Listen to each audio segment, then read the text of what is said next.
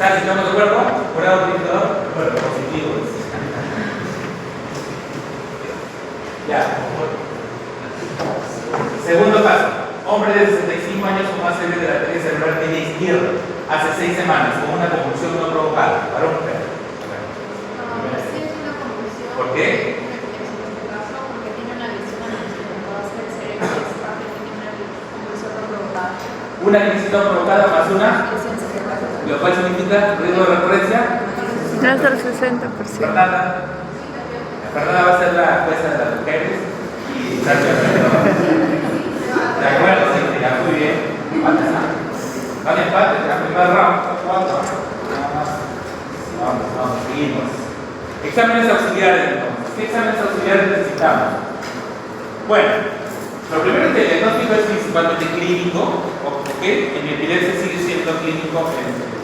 La parte clínica es muy importante, porque uno ve las crisis, las observa, tanto las motoras, incluso las no motoras, las indagas, ¿no? A través de la entrevista. Pero el principal examen, el eje, ahora es el video eje, ¿ya? El video eje, ya no solamente es eje simple, sino video eje. En general, preferentemente es aconsejable que el video eje lo tomes dentro de las 48 horas de haber ocurrido la crisis, porque si no ya se limpia todo, ¿no? Ya no hay descargas, ¿eh? Pero en las primeras 24 horas, si es que está convulsionando todavía, ves la actividad eléctrica con la manifestación clínica. O sea, tienes una manifestación electroclínica. ¿Por qué tienes una manifestación electroclínica? Esas descargas, ¿no? En las épocas que salen en el registro, y además ves el video con la crisis. Si eso es compatible, pues debe que no. Y lo característico de las ondas anormales son las espigas. Una espiga es esto, más o menos. No todas salen así, algunas son solamente espigas, otras son solamente ondas, otras son poliespigas, otras son poliondas, pero por aquí están las ondas. Y las neuroimágenes, obviamente la resonancia tiene una mejor capacidad para identificar anormalidades que la tomografía, pero la tomografía sigue siendo útil, claro que sí, para muchas de las causas de epilepsia también, ¿no? Pero la resonancia, sobre todo, cuando ya vamos a irnos hacia epilepsias un poquito más precisas, como las epilepsias focales. Laboratorio, sí, sigue siendo útil. Nosotros en emergencia todavía utilizamos el lactato como criterio, ¿verdad? Todavía lo utilizamos, ¿por qué? Porque como hay hipoxia durante la crisis suele elevarse. Doctor, una pregunta. En cuanto al electroencefalograma, si bien es cierto ahora es video, pero ahí dice que las espigas y las ondas no siempre confirman el diagnóstico.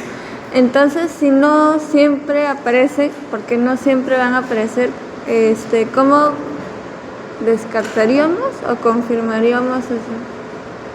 Excelente pregunta, porque hay que primero conocer, como les dije, durante las 48 primeras horas, tú tienes, si capturas al paciente con la actividad epileptiforme, 100%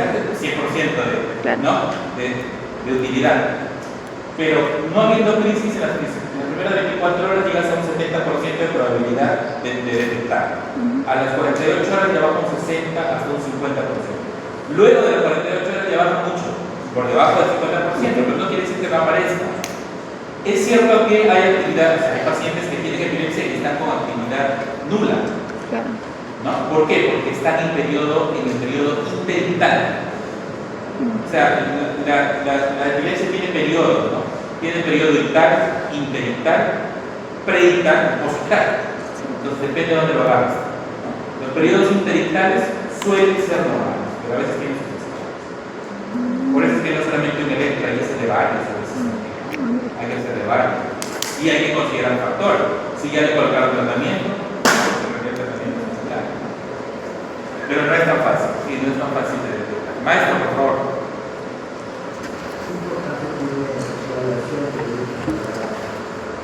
La duración es clave, ¿no? La duración también tiene un poco que ver con esto, como la lógica de los días. Mientras más corto estás de la crisis, más cerca, más probabilidad de tener. La duración, si la duración es amplia, ahí puedes detectar mayor cantidad también de descarga. La duración estándar que tenemos sigue siendo 1 hora por lo menos, ¿no?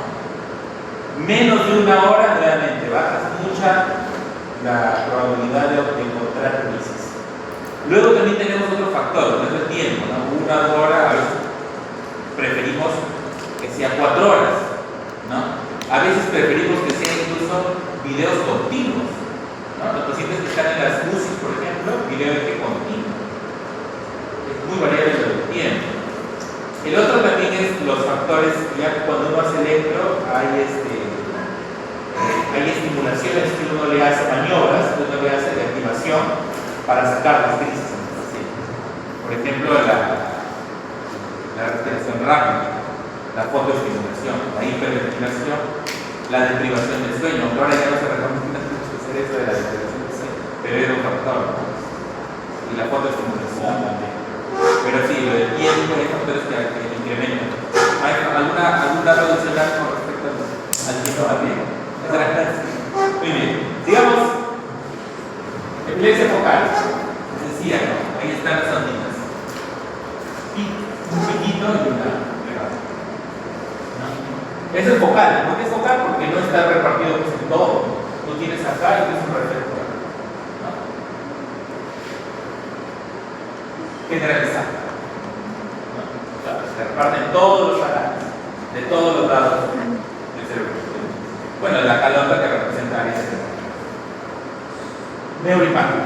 Tú tienes un paciente que en el caso, ¿no? Una sola crisis, pero ya tienes esto, es epilepsia. Es una crisis no provocada, claro.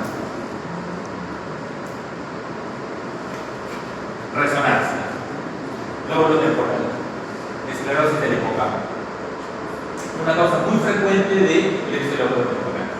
Y acá arriba también, cuando ustedes pueden ver, no se ve muy bien, pero es una manchita más grande que nuestra acá. Displasia cortical regularmente.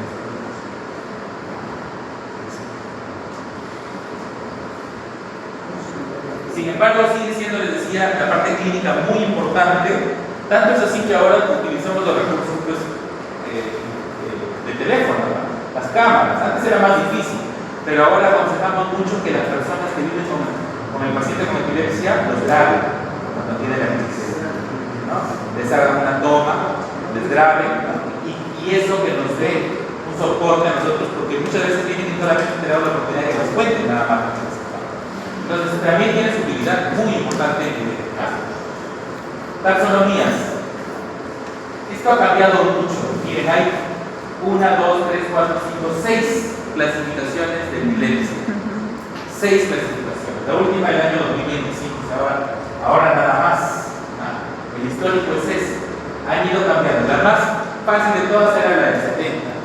Hablaba de parcial y de generalizado. Y ese lenguaje también lo tenemos. Ahora se habla de focal y generalizada. Pero ahora hay 4. Focal, generalizada, indeterminada, porque no sabemos si inició focal o inició todo su cuerpo, y no clasificada. Esa es la variación. Esa es la última, ¿no? Solamente se puede ser focal, desconocida o indeterminada, generalizada. Las generalizadas siempre comprometen la conciencia. En cambio, las focales no siempre, por eso dice conciencia reservada o alterada. Y la no clasificada. Los anteriores son cómo es la crisis, pero es diferente hablar de los tipos de epilepsia. Las epilepsias ya se van a clasificar como antes los mencionaban, focales, generalizadas y indeterminadas, y los síndromes epilépticos. Y luego la etiología de la epilepsia es otra parte, es estructural, genética, infecciosa, metabólica y las comorbilidades. Todo eso sirve para mapear bien y clasificar el paciente. Round 2. Yo lo leo, volteo, y el que está la mano levantada, no, listo. Un niño de 6 años ha tenido 2 crisis con 3 días de diferencia mientras jugaba un videojuego. No ha habido otra conclusión. Eje muestra la respuesta fotocaracterística anormal. Con explicación, ¿no? Sí. ¿Es epilepsia? Sí. ¿Por qué? Porque ha tenido 2 crisis. ¿No crisis? Más de 24 horas de diferencia. Ya. 24 horas según el criterio. Supongo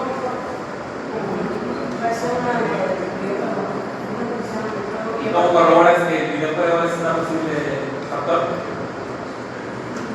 Ahí está, pues, con los datos. Es fotosensibilidad.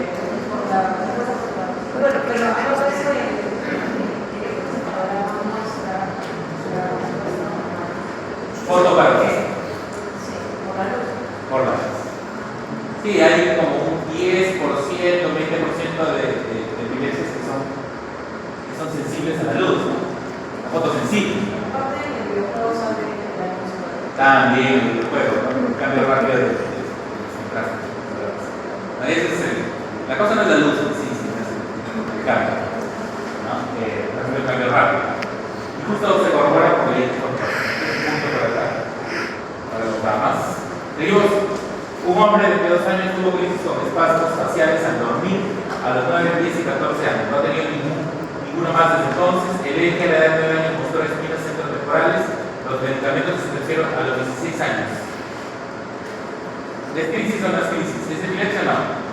Bueno, sí sería epilepsia. Porque, bueno, ahí le mostró, ¿no?, que tenía las espinas, ¿no?, centrotemporales. Es una serie focal, ¿no?, también, porque solamente está en cierta una zona, pero ya tiene el patrón de las espinas, ¿no? Y así luego también. O sea, y la separación 19, 10, 14 años, la separación es más de 24 horas. Eso no es. Sí. Sí es. Bueno, yo considero que es una crisis, bueno, epilepsia que sería el moco focal, por estamos sociales, cada una ha sido diferenciada por 24 horas, en este caso en 3 crisis, y hay alteración en el electroencefalograma. Eso no es. Sí.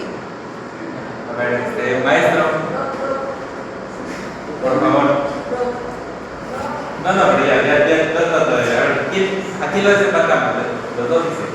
Durante ese tiempo que estuvo con nosotros, un poco preocupado, empezaron las radiaciones de estos programas que eran no de iglesia. Y muchos chicos han sido tratados solamente por las radiaciones de estos programas. Es por eso que ahora, incluso con la nueva nada de discusión, se le da un tiempo ya igual.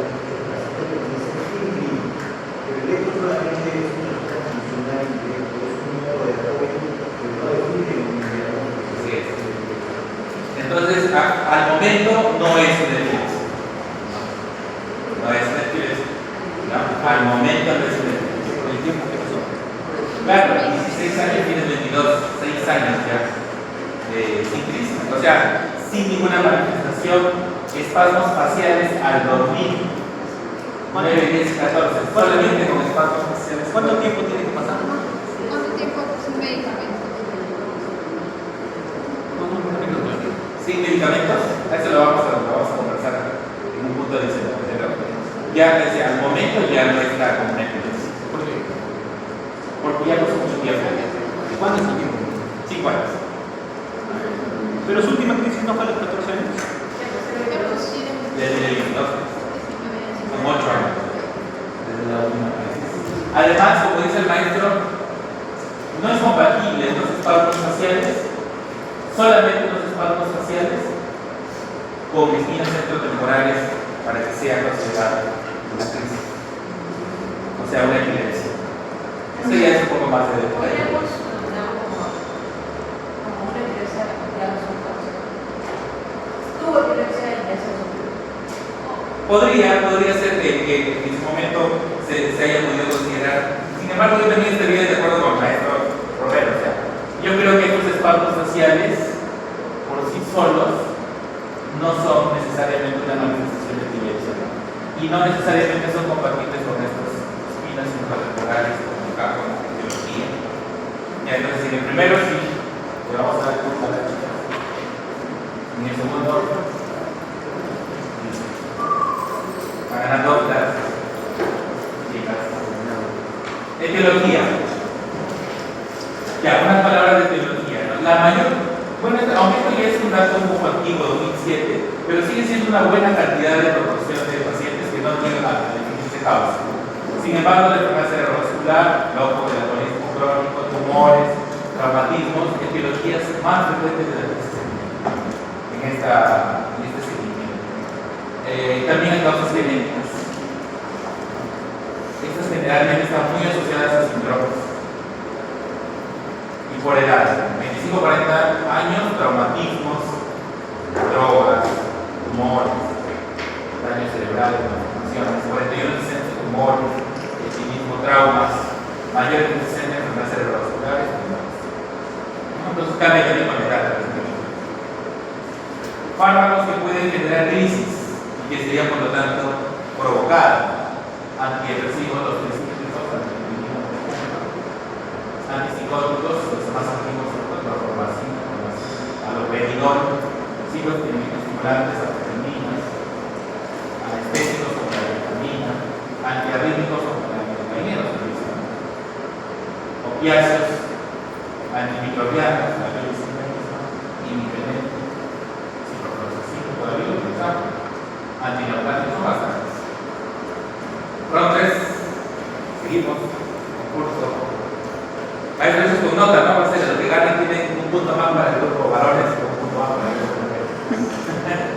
Hombre de 40 años tuvo una crisis focal caracterizada por espasmo de mano izquierda que progresó a crisis tónico-crónica generalizada.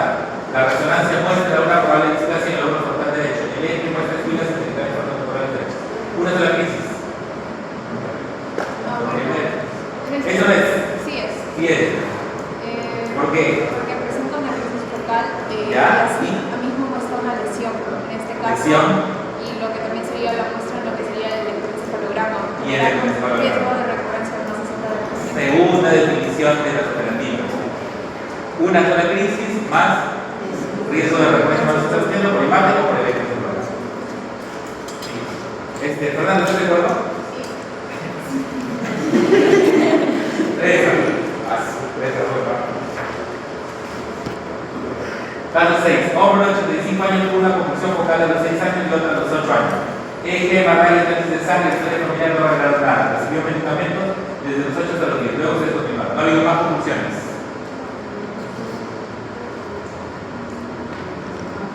Eso es. Sería igual que una iglesia suelta. No, pero es epilepsia. No me- Entonces, ¿por qué no es epilepsia? Tiene 85 y su última fue a los 8. Actualmente no es epilepsia. Pero fue, si te dijeron fue, ¿tú crees que sí? ¿Por qué? Por las convulsiones, porque tuvo una a los 6 y otra a los 8. Y aparte se le dio un medicamento por eso. Hubiera sido una epilepsia. Claro, sí. ¿Estamos de acuerdo, no? ¿Le damos un punto? Fernanda. Sí. Muy bien. Bueno, sí es cierto. No es una epilepsia actualmente, obviamente. Pero podría ser que es difícil saberlo ya con precisión. Habría que regresar en el tiempo. Pero da la pinta que sí, pues no, una confusión focal que se repitió a los 6 o los 8, recibió tratamiento y se resolvió. ¿Por qué? Porque hay epilepsias que son dependientes de la edad. ¿No? Hay síndromes dependientes de la edad. ¿No? Que son, digamos, benignas en el sentido de que se resuelven. Eso sucede en la infancia, también en la adolescencia y en la muerte. ¿Sí? Entonces, le damos un punto, por goleada. La goleada de mujeres, ¿sabes? Puede ser, le falta la muchacha, ¿qué pasa? Francia, Inglaterra. Francia, Inglaterra. Maestro, sí, bueno, no te marcha. ¿Sí? ¿Pase una lista, si lo tienes? Ya. La de los alumnos también, la de los asistentes, ya, gracias. Tratamiento, bueno, ya, vamos terminando ya, para no aburrirlos. Hay conceptos que tienen que ver con el tratamiento, ¿ya? Epilepsia controlada, epilepsia no controlada, epilepsia refractaria y epilepsia resuelta, que conversamos recién. ¿Ya? Sin embargo, hay un concepto que estamos trabajando nuevo que se llama epilepsia que no lleva un control óptimo. Es no óptimo control de epilepsia, algo así, como fue, no. Y esto es importante porque en Latinoamérica esto es una clasificación clínica. Entonces, los médicos o están controlados, o están no controlados, o están a refractaria o se resolvieron. Ya nosotros no somos lamentablemente no tenemos tanta facilidad para definir esto, porque tenemos causas, o sea, hay situaciones que no cumplen como epilepsia refractaria, pero el paciente, o sea, son epilepsias no controladas y que tendrían que ir a condición o a definición de refractarias, porque ya se trataron durante 2 años, probaron más de 2 fármacos, como dice la definición, pero que resulta que no han sido tratados de manera adecuada porque tenía medicamentos, luego ya no tenía, ¿no? Accedía a medicamentos siempre, luego ya no, o sea, desaparecía, ya no tenía controles. Entonces, las condiciones socioeconómicas de nuestro entorno hacen difícil tener esta clasificación tan rígida. Por eso es que nosotros creemos que hay una otra definición más aplicable a nosotros, que es el control no óptimo de la epilepsia por causas, por factores que no son solamente biológicos. Entonces, ahí está. Resuelta, no te decía, pero sí, si cumple 5 años sin tratamiento, más de 10 años que ya no tenga crisis y el riesgo de recurrencia que ya sea menor de 50%. Esto ocurre para una buena parte de las epilepsias que ocurren compuestas de los entrenamientos, de la pubertad, de la adolescencia. El esquema es iniciar el esquema general de tratamiento, a ver si ya definimos que estamos en una epilepsia, es arrancar con un solo medicamento. Si falla, o cambiamos el medicamento o agregamos uno, siempre tratando de mantener monoterapia, ¿no? Tratando de mantener monoterapia. Más o menos siempre esta falla se debe a una mala asignación, una mala elección del medicamento, porque acá estos medicamentos dependen del tipo de crisis, del fenotipo de la crisis, la elección. Si ya falla un segundo medicamento, pues lo ideal es referir a un centro de nivel 3, ¿verdad? Para poder hacer un diagnóstico de epilepsia refractaria. Y acá requiere una serie de cosas adicionales, ¿no? Si estamos en una epilepsia refractaria o no es una epilepsia y es una crisis no provocada, ¿no? O es una pseudocrisis que se llamaba antes. Muchas veces es una pseudocrisis. Estamos frente al correcto tratamiento, o es un tratamiento equivocado, o es un síndrome, o es un problema de adherencia, o una falta de dosis. ¿Por qué? Porque las alternativas que siguen ya no son medicamentosas o recepción quirúrgica. Hay ensayos, bueno, en esto ya, ahora por ejemplo se habla del cinomamato para la epilepsia refractaria y los neuroestimuladores y bienes. Hay alternativas a los medicamentos, los 4 grupos de alternativas: cirugía, targetrario, drogas dirigidas a sectores específicos, como por ejemplo el cannabinoide, neuroestimuladores y las dietas, ¿no? Las dietas cetogénicas. Como les dije, nosotros andamos siempre mirando cómo van las cosas en las terapias también. Y acá, por ejemplo, hay un tipo de, esto lo hizo un buen alumno que está haciendo neurocirugía en California, Fernando Terra. Y es parte, fue cuando conoció con nosotros esta investigación que ya se puso, que es justamente una cirugía para epilepsia refractaria, pero utilizando láser intersticial guiado por el. O sea, técnicas avanzadas ya de cirugía. A ese nivel ya estamos en el mundo, ya hay estas cosas. Acá en el Perú ya se hace cirugía de epilepsia, pero las técnicas no pueden hacer la perfección. Bueno, farmacodinámica. Ya saben ustedes, los mecanismos básicamente es inhibir a los excisadores o promover a los inhibidores, digamos, en términos generales. Porque si lo que tenemos en la epilepsia es una descarga anormal, exagerada, digamos así, pues hay que inhibir a los que están excitando, ¿no? O hay que promover a los que están inhibiendo. ¿Y quiénes son? ¿Y quiénes están en este grupo? En los inhibir a los excitadores, lo que llamamos. Y en el lado de los inhibidores, ¿quién está? Seguramente la concentración, ¿no? Pero y otros más, ¿no? Entonces, en términos generales, el tratamiento va por estas 2 líneas, a veces se combinan. Las combinaciones tienen que tener esa lógica también un poco, ¿no? Tienen que tener mecanismos distintos para que se colabore, ¿no? No hay interacción, normalmente más bien se fortalezca, digamos. El retraso del tratamiento reduce la probabilidad de libertad de crisis, en realidad no.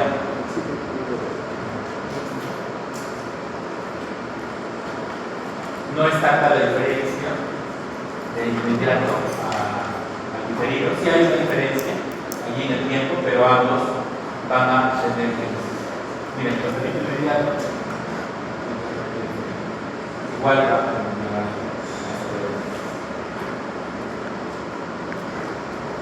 generaciones de medicamentos, hay muchos, desde el viejísimo bromuro hasta la barbital, fentoína, segunda generación, que todavía nosotros usamos bastante, valproato, carba, clonazepam, y tercera generación como la motequina, topiramab, levetiracetam, pero hay una cosa muy...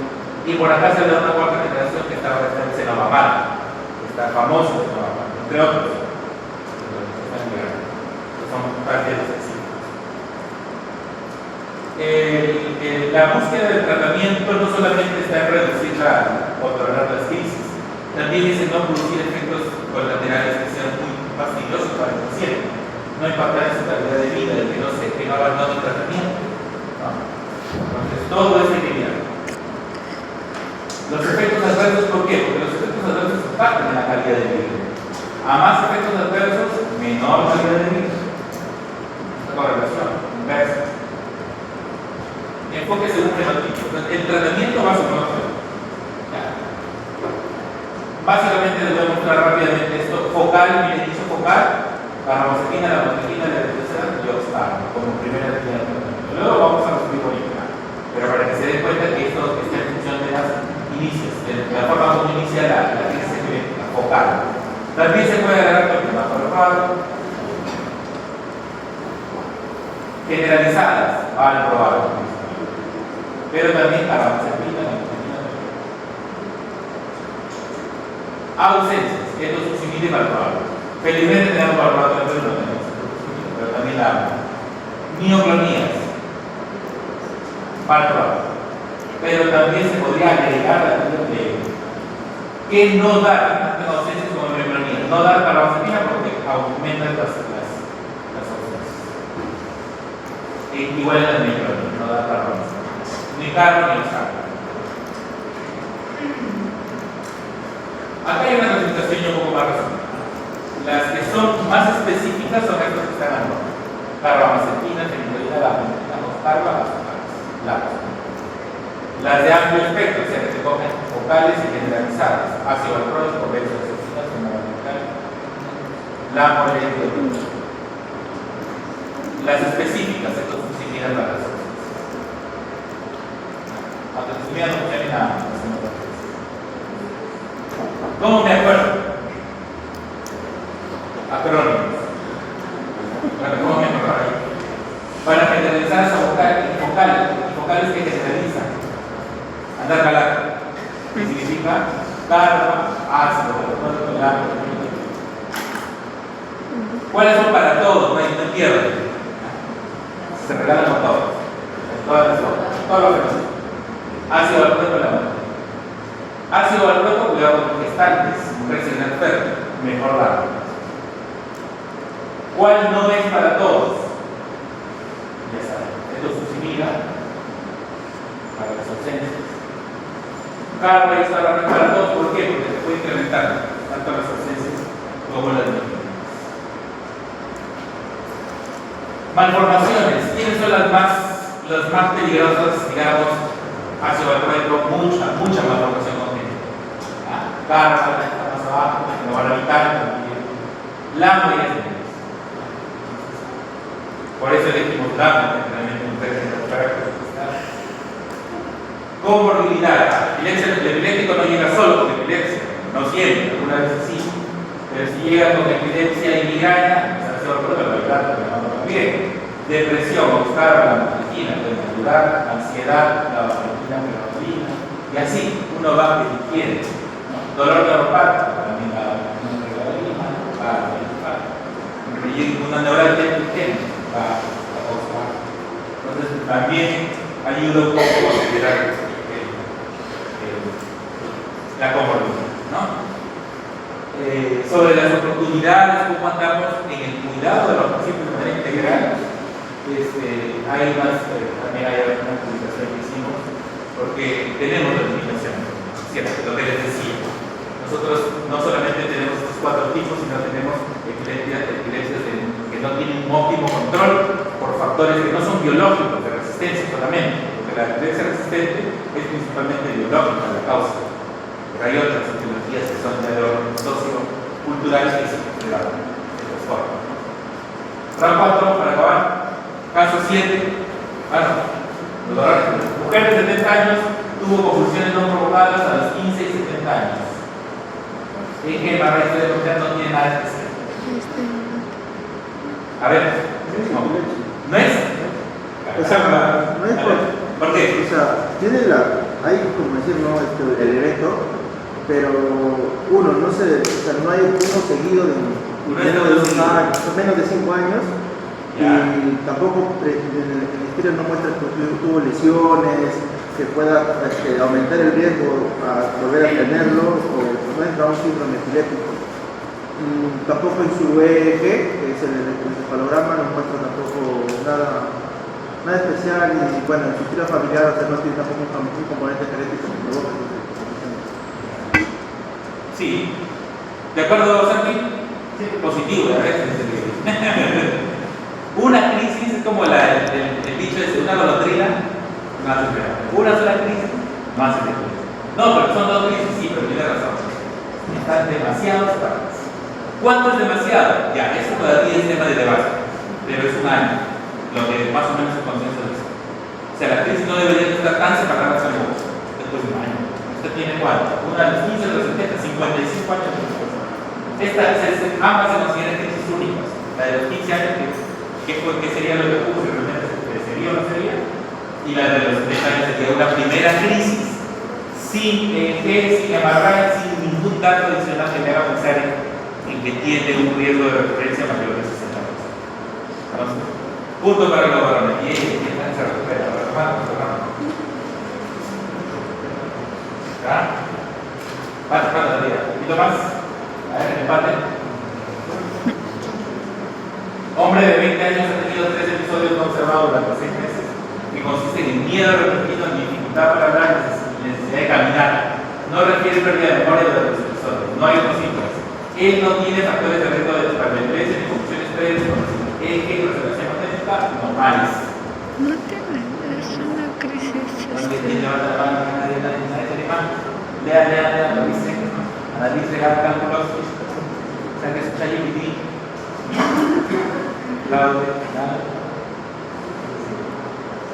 Pero eso no es crisis. ¿Qué hay? A ver. Sí, ¿por qué? Sí, ajá. Ha tenido cuántos? 3 episodios. Una compañera dice que sí, que serían crisis de estas no motoras, como está en una percepción de miedo, y porque está separada. Son 3 y no de la. ¿Alguien otro? ¿Alguien que diga no? ¿Alguien que diga otro sí, otra cosa? Creo que más parecería una ansiedad. O sea, una crisis De ansiedad. no Una epiléptica, ajá. ¿Por qué? Porque más parecería que el joven tiene ansiedad, o sea, como un ataque de pánico.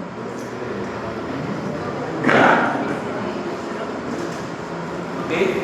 Podría ser una causa psicógena, digamos, ¿no? Una comorbilidad psiquiátrica que esté manifestando. Sí, podría ser. O sea, tú estás en el no. Entonces sigo parado y dices, porque es cierto, está en el limbo. Podría ser que sí, es cierto, pero hay un dato que a mí me hace alejar. Porque estas crisis son temporales. Pero son O sea, esta normales. manifestación suele ser de crisis temporal y tendría que haber datos de lo corrobórico.